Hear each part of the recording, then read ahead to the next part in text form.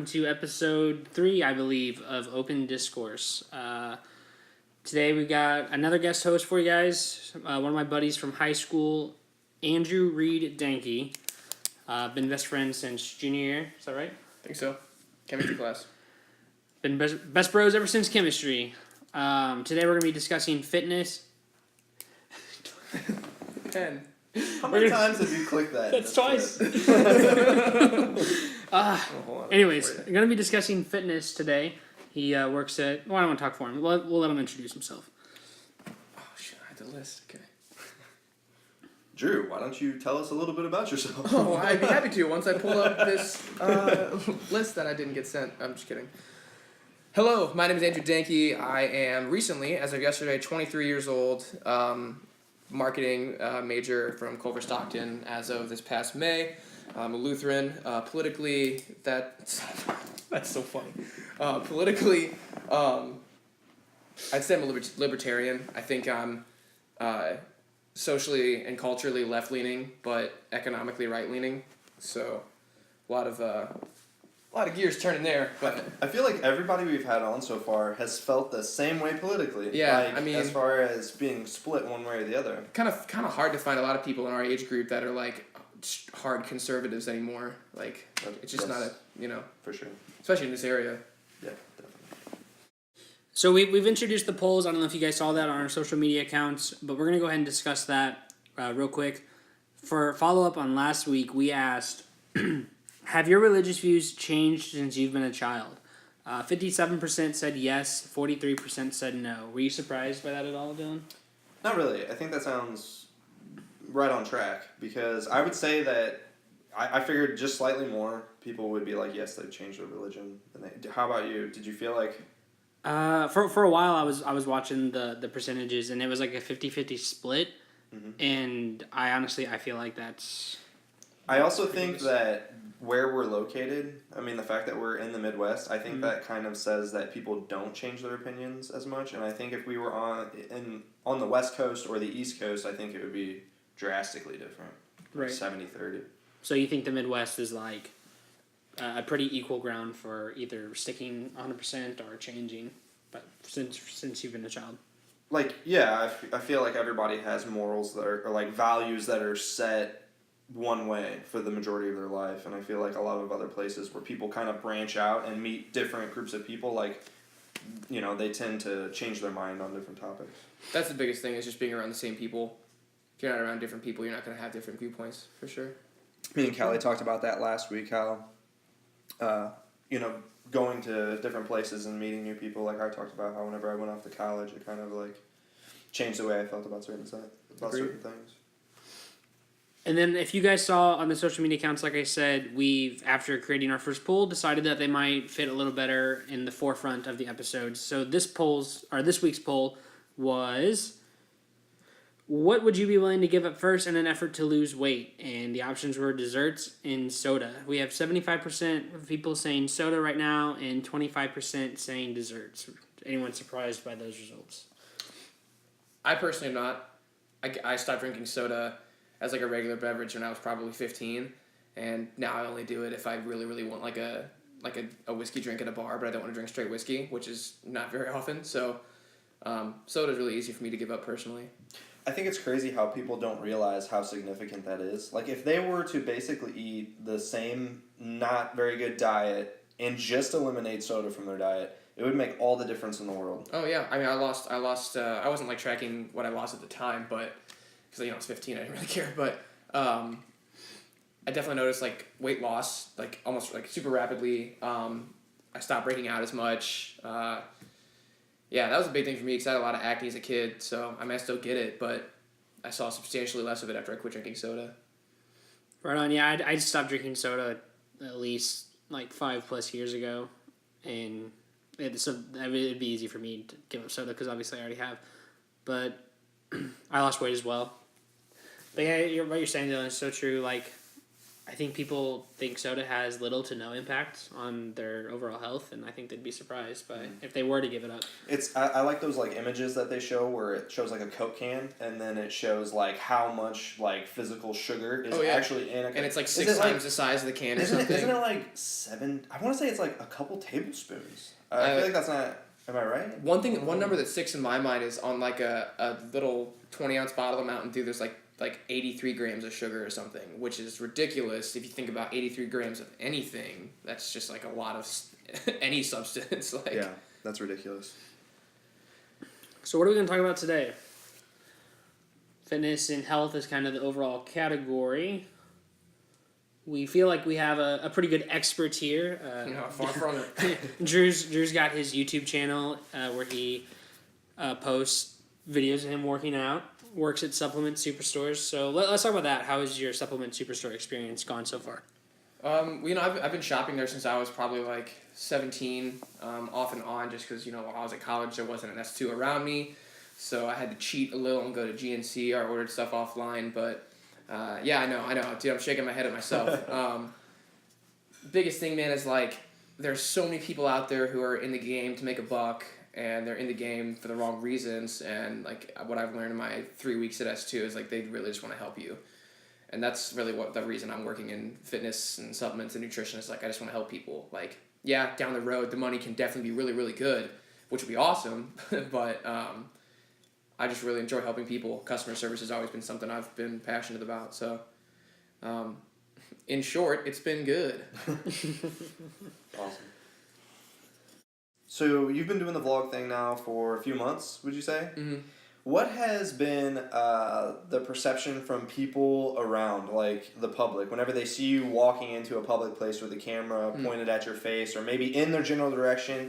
Like, how has that experience... I know it's not exactly related to fitness, but how has that experience been for you with the vlog? I'm curious. So I follow a lot of YouTubers, and like they're incredibly charismatic people. That's one thing that I think it's helped me with is like I'm an outgoing person, but in my head I'm also like kind of a nervous dude. So it's a weird like some people are like what are they called, like outgoing introverts. I'm kind of like the opposite. It's like I'm an outgoing person and not an introvert, but I also get nervous around new people. It's a really weird and stressful combination, but like YouTube has definitely helped me with that. Like I'm talking to the camera, so I'm essentially in my mind I'm talking to an audience, so that's helped with that. But a lot of the guys that I watch, they'll go into public places and they just own it, and I think that's a big part of it. Is like I'll walk in, they're like I already have this thought in my head. Oh, they're gonna kick me out. Oh, they're not gonna like that I'm filming. Oh, this is weird. So then I get like sweaty and nervous, which makes it even worse. So then they're like, who's this sweaty dude with a camera in a donut shop? You know what I mean? So Right. Yeah, for the most part, people are cool with it. There are some chains, like chain restaurants or businesses that are like, hey, we don't want you to do that. I'm like, okay, I respect that. But typically I'll leave those places because like in my mind, one day YouTube could be like part of my career. You know, like that's actually a solid revenue stream that not a lot of people are familiar with, even with how popular it is now. So typically people ask me to leave, like I'll respect that, but I probably won't go back to that place just because like I film, like that's what I do, you know. So right. I got you. If I want to build that brand for myself, I don't want to be in those places. But for the most part, people are pretty accepting. Or if they're like, hey, what are you filming? And I tell them, then they're cool with it. Then they're okay with it. So you haven't had like a really negative experience, like with an individual person or something? No. Nothing crazy. No, like usually, like I said, man, I'm a pretty respectful dude. If someone's like, "Hey, I don't want you to do that at my store," I'm like, "Okay, cool, that's fine," and then I'll leave. But that's about the worst it's gotten, you know. Gotcha. What about in the gym where like people are like working out and maybe feel uncomfortable themselves? Have you had people like, dude, turn the camera off, I'm trying to work out over here? So at the YMCA in Washington, actually, they've got a really strict policy on filming, and like I tried to film there one day back when I started the YouTube channel, and they wouldn't let me. They're like, hey, we don't do that here. Like, we have trainers. These people don't want to be filmed. And I was kind of like, that's you saying that, though. Like, you didn't ask these people, like, just because you're their trainer. Like, you can tell me that, like, hey, I'm their trainer. I don't want you doing that. That's fine. But if you're not comfortable enough to tell me that you don't like it, that you have to be like, hey, the person I'm training really doesn't want you filming them. It's like, okay, well, they didn't come to me, though. You know what I mean? So, like, at the YMCA, they had a really strict policy on it. They didn't like it at all. But I currently work out at the Competitive Edge, and Evan's really, really cool with it, the owner. You know, I told him what I was trying to do, and he respects it, so. Yeah. That kind of brings up, like, an interesting question about how whenever people go to the gym and they're first starting to get into fitness, like, just talk to me about whenever you first got into fitness, and was there anything that kind of made you feel uncomfortable whenever it came to like going to the gym, or what was your experience with that? So when I was 16, both the guys that I'm talking to you right now, Nick and Dylan, both knew that when I was 16, I was like 5'10", 210 pounds, and Dylan actually got me a lifeguarding gig, and I was like, well, I can't be a fat sad sack sitting on stands, so like, I'm gonna have my shirt off, and girls are gonna be looking at me, probably not, but maybe. So I was like, I gotta lose some weight.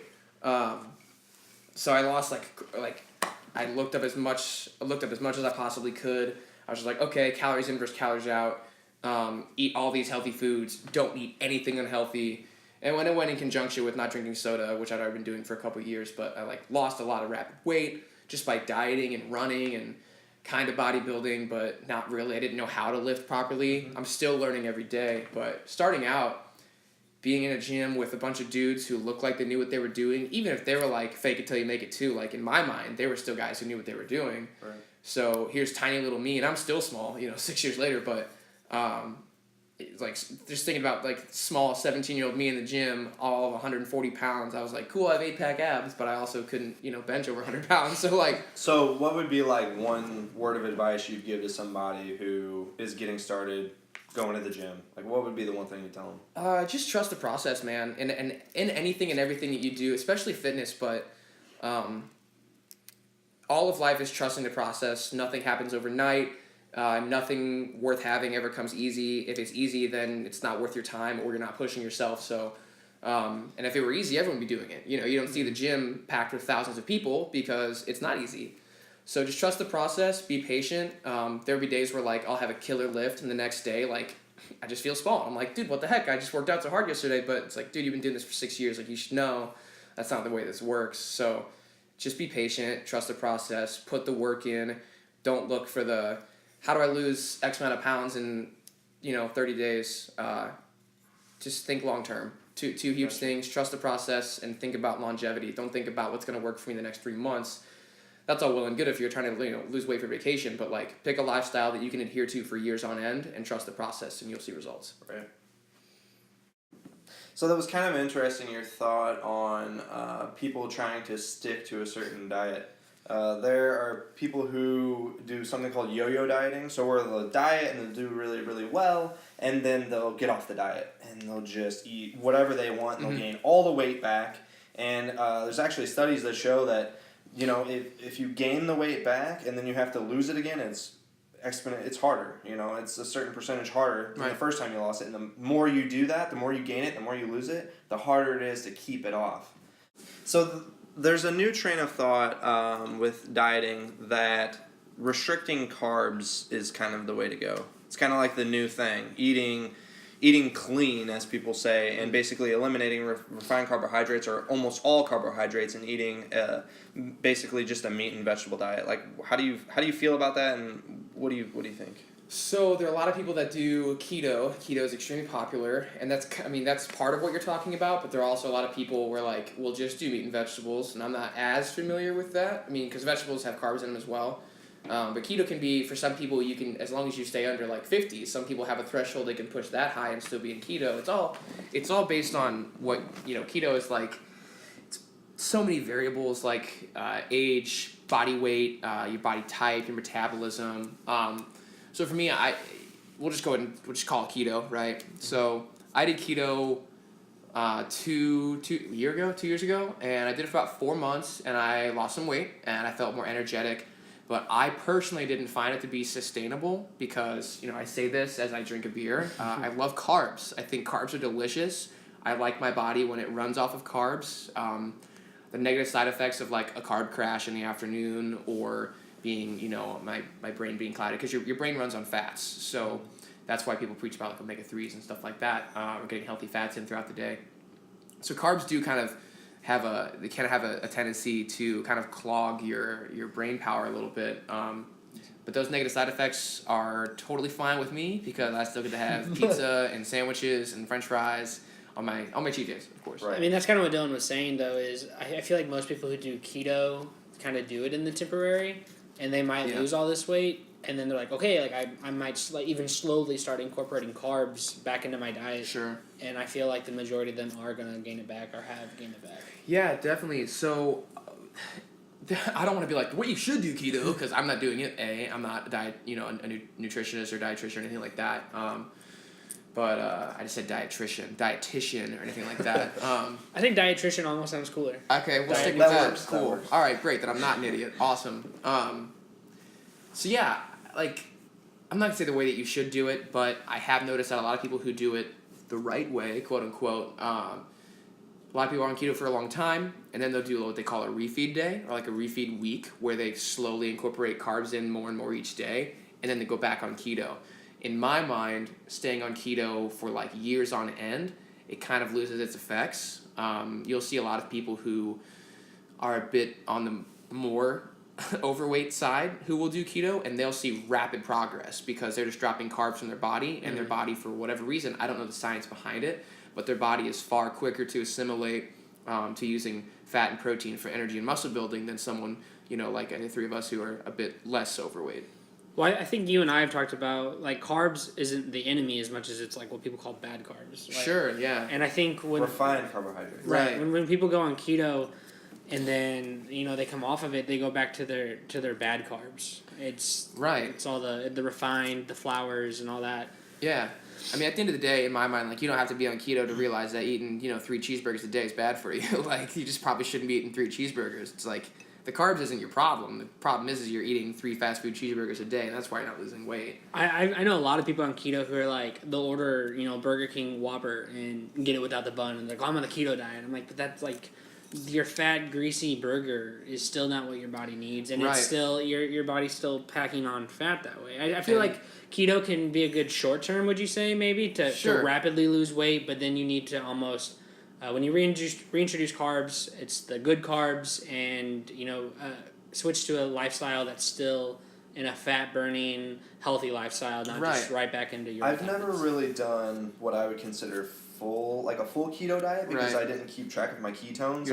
I didn't test my blood. I didn't do that either. See, I didn't test my blood or use the breath. Yeah, whatever, for all I know, I couldn't have measure even been in ketosis, for all I know. But I feel like I was because I was eating basically only proteins and vegetables, and after a while you kind of get to this point where you feel super energetic. Yeah. You just feel like an immense amount of energy. You're like, oh my gosh, it feels like I'm on a drug right now. I'm just like, I'm ready to attack the day. But then over time it's like, well, as soon as you break that and you eat some carbs where you're just like, you know what, cheat day, I'm just going to eat a pizza. Right. And it's like, oh, okay, you just crashed. It's like, it's kind of hard to come back from that. That kind of goes along with the yo-yo dieting. Yeah, it's the same thing for like starting keto too. You've been training your body to run off carbs and to be built on fat and protein and use carbs as an energy source, and then that's why you see a lot of people would get what they call the keto flu the first week or two, and I definitely did. It's because I was like, all right, body, cold turkey, no carbs, and like my body was like, whoa, hold on, man. Pump the brakes for a second. I gotta adjust, and for like 3 to 4 days, I felt like I actually had the flu. Like I felt sick. So like. You can definitely get keto sick. That's a really common thing that I've experienced with myself and with people that I've talked to that have done keto. But at the same time, we're talking about adherence and longevity. Working at S2, I've talked to plenty of people who are like, yeah, I've been on keto for years, and it's worked for me. And that's like kind of goes back to what I talked about a little bit earlier. Like, if it's a lifestyle that you can adhere to, and if it works for you, like that's what matters. Like, just because that's not sustainable for me, or I don't think I can stay on it for years on end, doesn't mean someone else can't. And I think that the main thing to think about when it comes to dieting is everybody's different, and everybody's body handles carbs or carb restriction differently. Yeah. So it's kind of this thing where, figure out what works for you. If you like a keto diet and it's sustainable and you can follow that and it's easy for you and you see results, great. Yeah. But for some people, they need carbs or else they feel, they don't feel right. Right. And, it's basically listen to your body and figure out what works best for you. Dude, that's the biggest thing is people are so focused on like, oh, this works or oh, this is the best diet. It's like, maybe, but can you adhere to it? Do you see yourself doing it for 5 to 10 years? Like, sure, you're going to look good for your wedding, but, like, are you going to feel good for the next 5 to 10 years afterward? Like, that's what matters. If it works for you, who cares whether or not Nick Coppage lost 60 pounds doing keto? Who cares whether or not Dylan lost 40 pounds doing the yo-yo diet? Like, it doesn't matter. If it doesn't work for you, then don't do it. Right. Totally. So what about each of us individually, I know you both said you've tried keto. I never have. Currently trying a different diet now. I know, Dylan, you're currently intermittently fasting. I am. Intermittent fasting, I think, is kind of a game changer. I don't know if it's psychological, but it feels like it's like the right way to eat. And Drew, I don't know if you've ever done this, but basically the way I started doing it was I started with, I believe, like a 12 to 10 hour window of when I would eat, and then I slowly shrank that down to an 8 hour window, and I think like the max I've been in is like a 6 hour window where basically I eat from 2 p.m. till 8 p.m. and I don't eat outside of that period. And the kind of the thought is that whole time your body is burning fat. Right. That's the thought process, and I've had good results with it, and I like the way it makes me feel. Do you know do you have any insight to the intermittent fasting? So I did intermittent fasting for a while. I actually did it on keto as well, but I did it off keto too, so I don't want to speak from like one variable to another, but we'll just talk about me doing it while not on keto. Yeah, IF is good. I think it works for a lot of people. Again, talking about sustainability, what you can adhere to, like that's the biggest thing, and like you said, it makes you feel good. In my personal opinion, I think a portion of that is psychological, because for me, I noticed like a little bit different results, but I'm not going to say it was significant enough for me to be like, yep, I lost all the weight because I was intermittent fasting. People also counterpoint that with the reason intermittent fasting is effective is because you're calorie restricting. Yeah. And you're not even trying, but you have this small window of time to eat all this food. You're subconsciously doing it. And your body is like, oh, I'm full, and I can't eat. And then whenever you psychologically decide later on in the day, oh, I'm not going to eat. Right. You know, your body's like, okay, well, now I'm in the part of the day where I don't eat. And again, talking about like how carbs can kind of weigh your brain down a little bit. Same thing goes for intermittent fasting. Like if you're just not eating, then you don't, like, yeah, maybe you have some hunger pangs while you first start doing intermittent fasting. But once you get past those, like, a lot of people find it sustainable, and a lot of people do it for years on end. A lot of people think it's a lifestyle, and like that's totally cool because they can make it work for them. For me, I did it for a while. I didn't think I could make it work, and I also just really like eating right when I wake up. I just like eating all day. So yeah, like I'm sure there's some science behind the fact that like you probably do feel clearer in the mornings, like in your fasting hours, you probably feel clear, more energetic because your body, you're not weighing down with food. Right. Biggest thing is just being in an anabolic state all day. Anabolic meaning you're going to be building lean muscle and burning fat, as opposed to your body being in its natural catabolic state, which is when you are burning muscle for fuel and storing fat. Quick question. Would you say that you feel like the heart of the weight loss you've seen is from that calorie restriction? You're just flat out, or maybe not all of it, but most of it is you're intaking less calories because you have less time to do so. Okay, so this was kind of the diet I went on. At one point in time, I'll just say, this is kind of crazy, but I'm 5'10", and at one point, I believe it was 2015, I weighed about 235 pounds.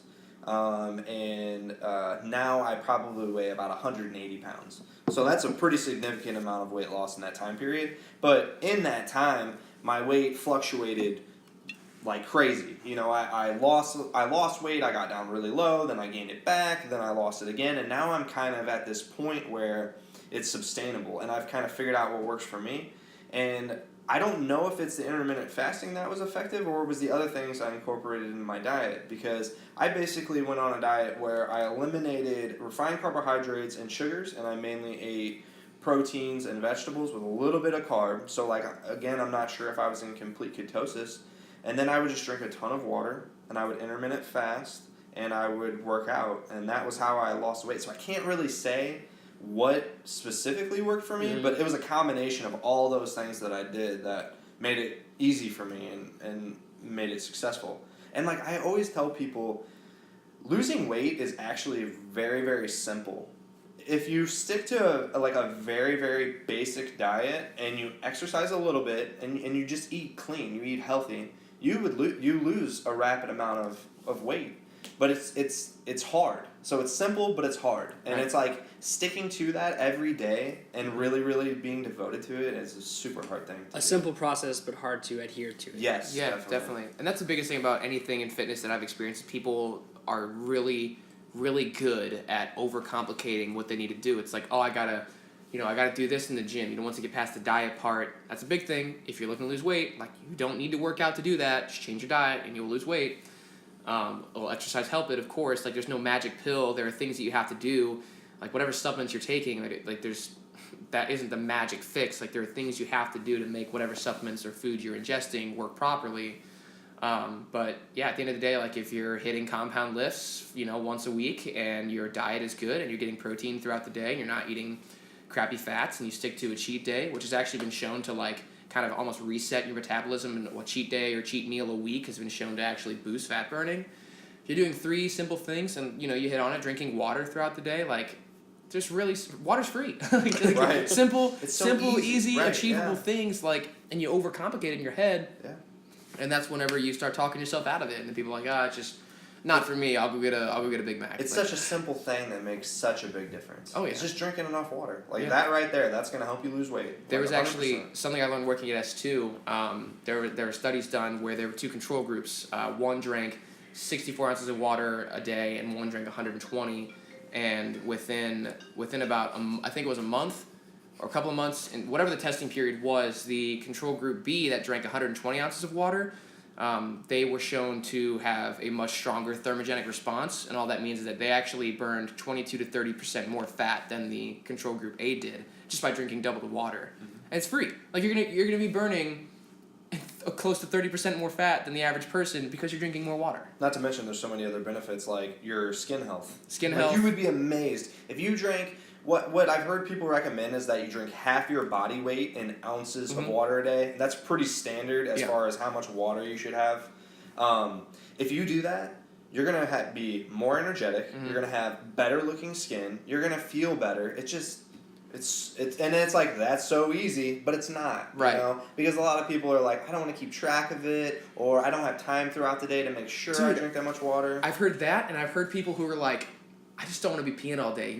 I've heard some people who so true, though. I agree with it. I also don't like peeing all day, but like, you're continuously flushing out nutrients, and that water is actually one of those big things. Your water flushes out fats as well. Yeah. In addition to that, if you have a boss who's like, you pee too much, get a new job. Don't work for that guy. That guy's a dick. Exactly. Like, don't. It's okay don't, to pee. Yeah, like pee when you need to pee. Exactly. I mean, from a health standpoint, yeah, you got it. You need you'd be more healthy if you're peeing more often. Like, exactly. It's just a sign of health. You don't want to not be peeing throughout the day. That's a bad sign.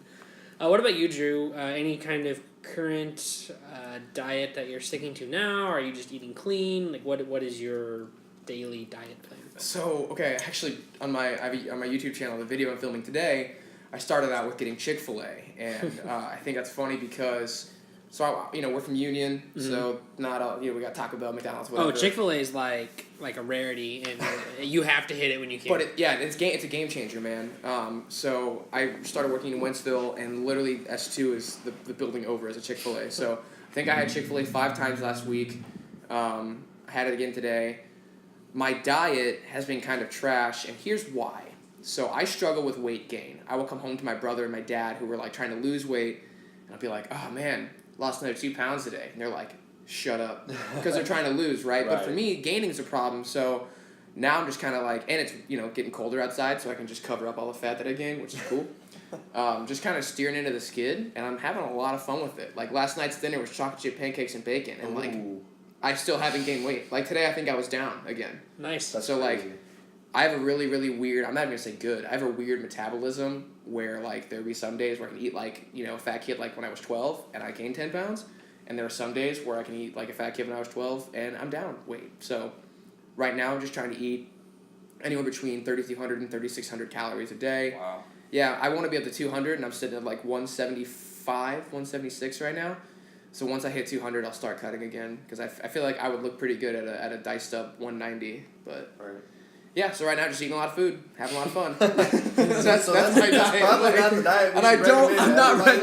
Yeah, as a if you're not certified, wanting to build a ton of muscle, maybe don't eat 3,200 calories. And I've been small my whole life, like muscularly speaking, I've been small my whole life. So as a certified sports nutrition specialist, no, I do not recommend that diet for anyone who's looking to lose weight or even gain weight for that matter. There's plenty of ways to clean bulk, but again, for me, I'm kind of an impatient dude, and I like food. And that's a really cool combination to have when you want to put on muscle mass and you don't care about gaining fat. Right. Enjoy that process while you can. Exactly. And I'm young, in 5 or 6 years, like I won't be able to do this, and I'll be gaining pounds the wrong way and the wrong pounds. So True. just enjoying it while I can. Facts of life, man. That is the truth. I'm young, man. That's what the old people keep telling me. Yep. They're like, "You're young." I'm like, Yep. "All right." Exactly. So drink beer and eat pancakes. You got it.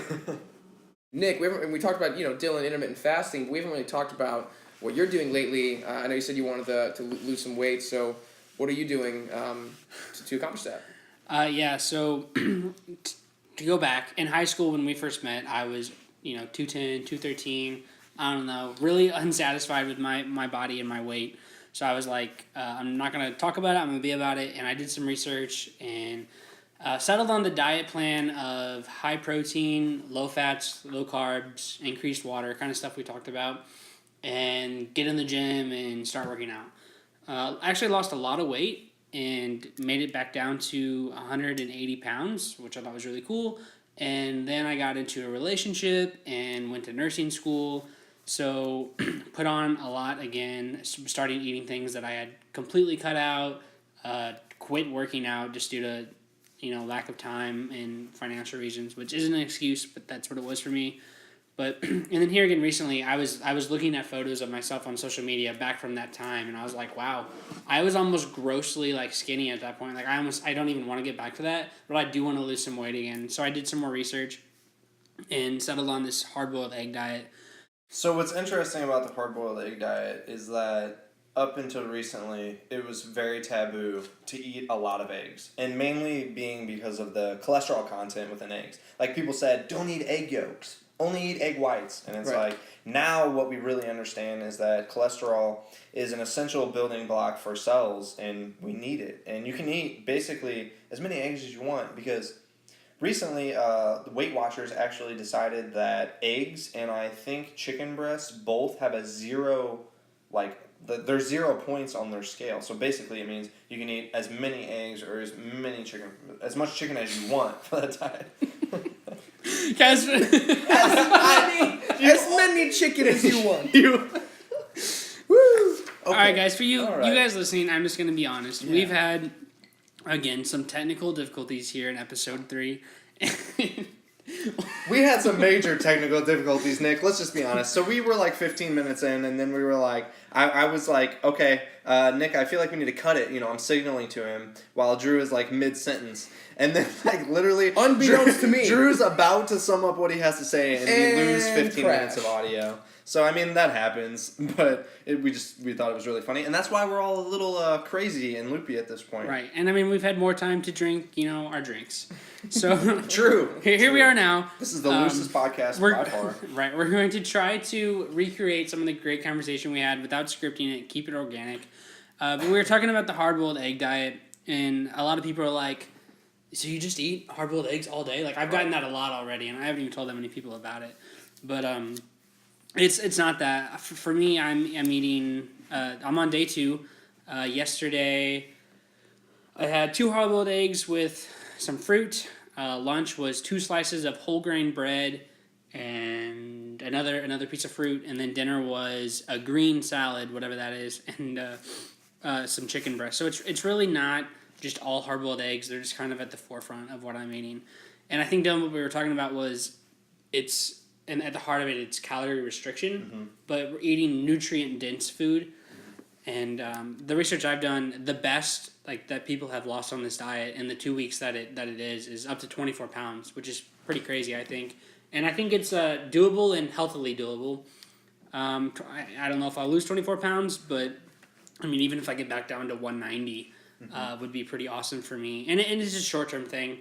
It's not, this isn't my new diet that I'm going to live lifelong. It's just a way for some quick weight loss, which everyone's looking for, but I think it's healthy. It's not starving or extreme workouts where you're left dehydrated and feeling like shit. Yeah, I mentioned, sorry, really quickly, I mentioned earlier, Nick just talked about short-term dieting.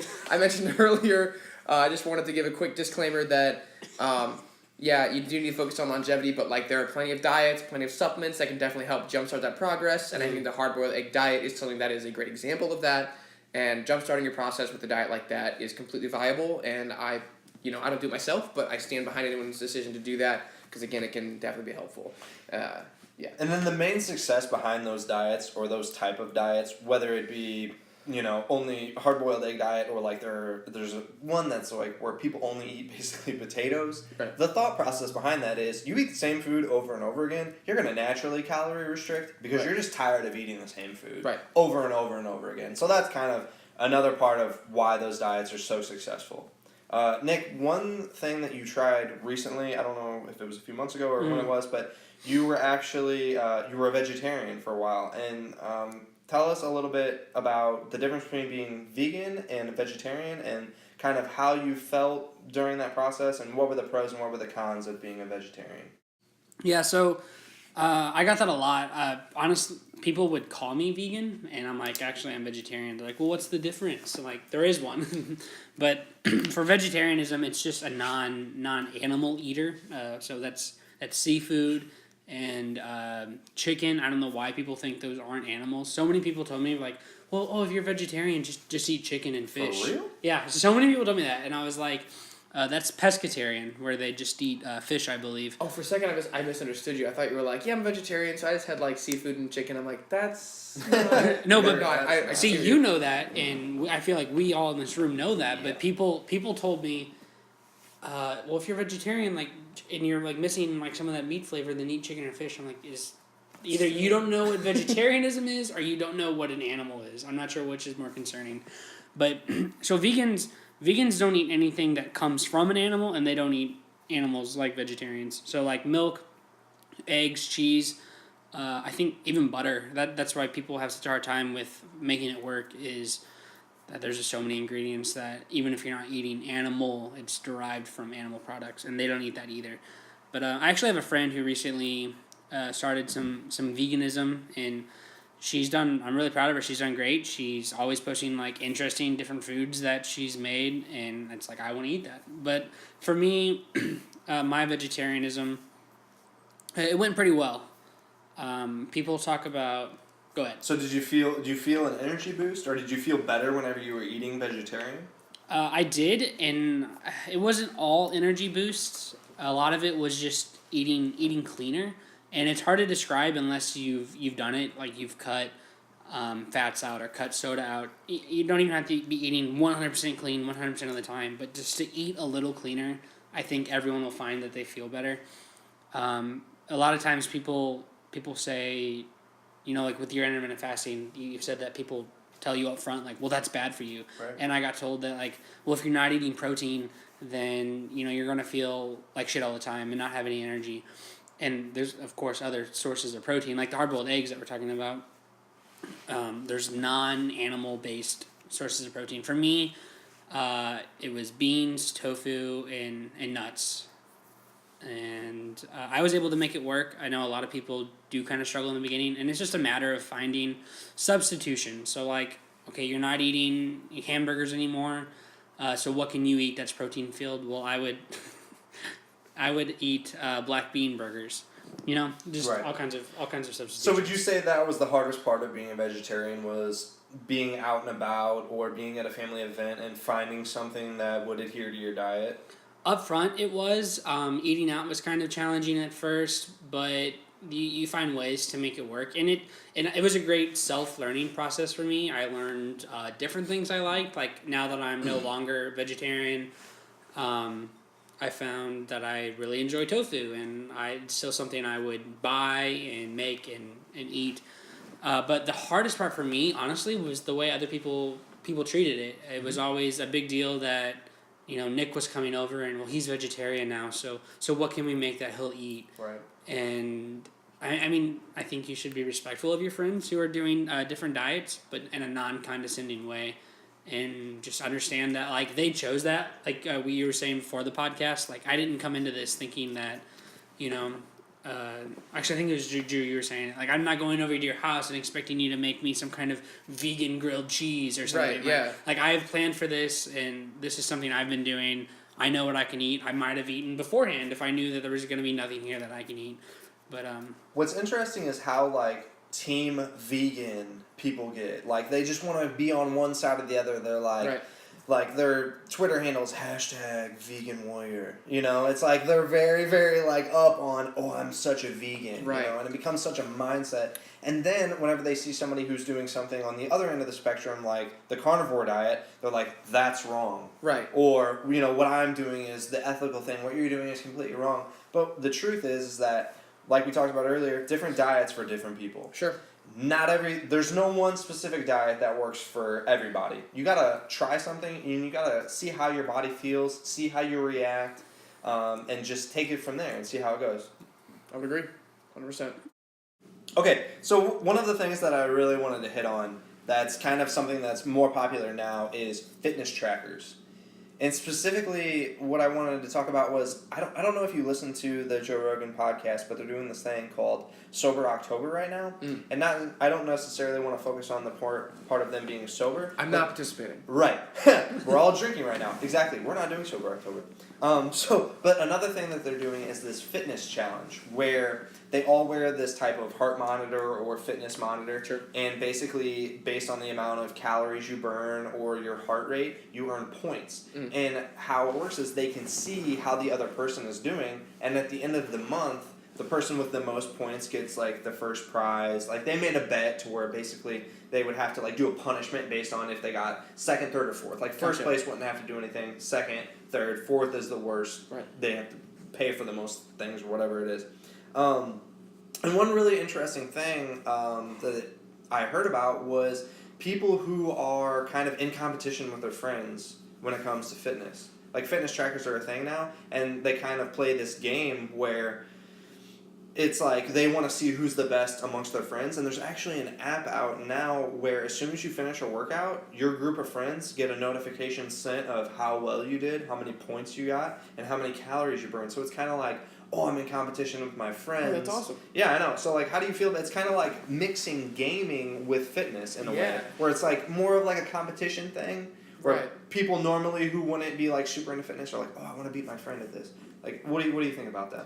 Dude, so you said fitness tracker, and I was like, oh, my fitness pal. But like, that's not at all what you're talking about. So like, I have never heard until now. I've never heard of anything like that. I think that's awesome. I know, like, you know, I used to train people, and I still kind of do a little bit, and I tell them to use my fitness pal if they're into calorie counting or whatever, and I'm like, all right, I use my fitness pal. See if you track more than me this week, we can go. I'll go out and I'll buy us a nice healthy dinner or whatever. Like, it's incentive, right?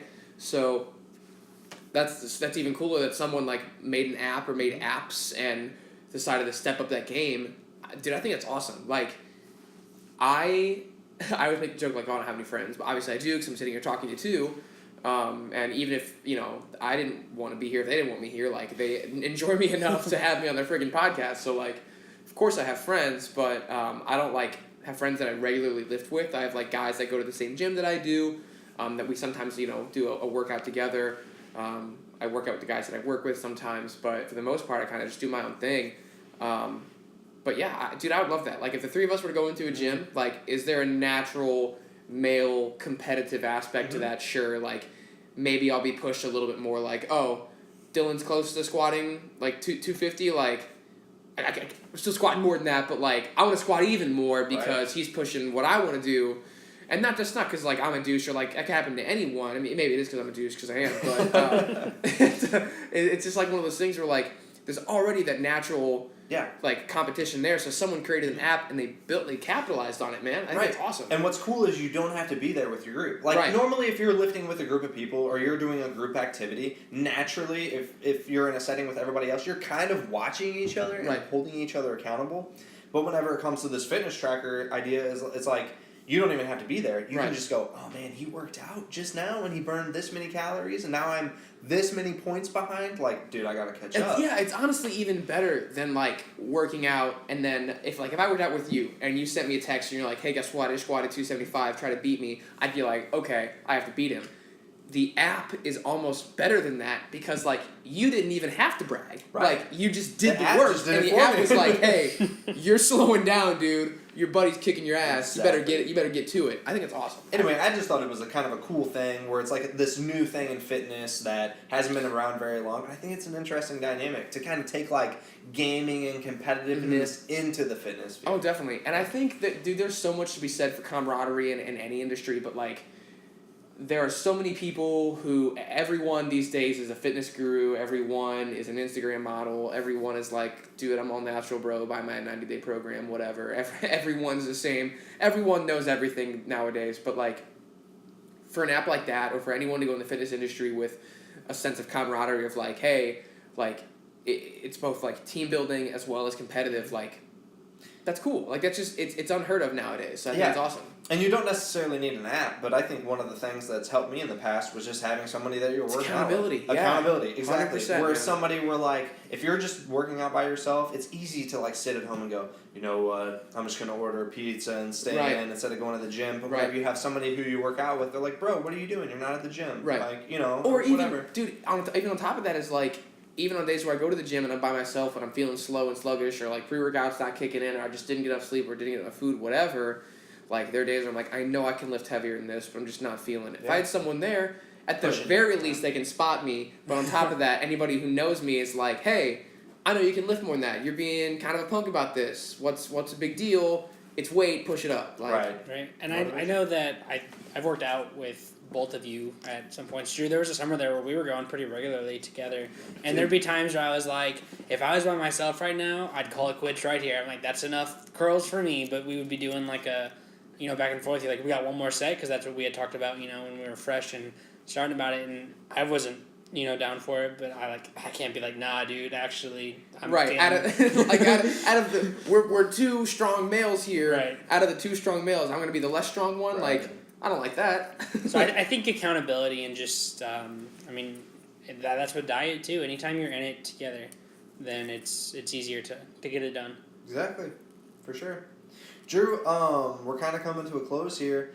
Is there any social media you want to plug or anything you want to say before we conclude? Yeah, dude, I'm always down for a shameless plug of my own boring content. Yeah, you guys can find me on Instagram at Andrew Reid Fitness. I work for Supplement Superstores, certified personal trainer, certified sports supplement nutrition specialist, soon to be certified fitness nutrition specialist.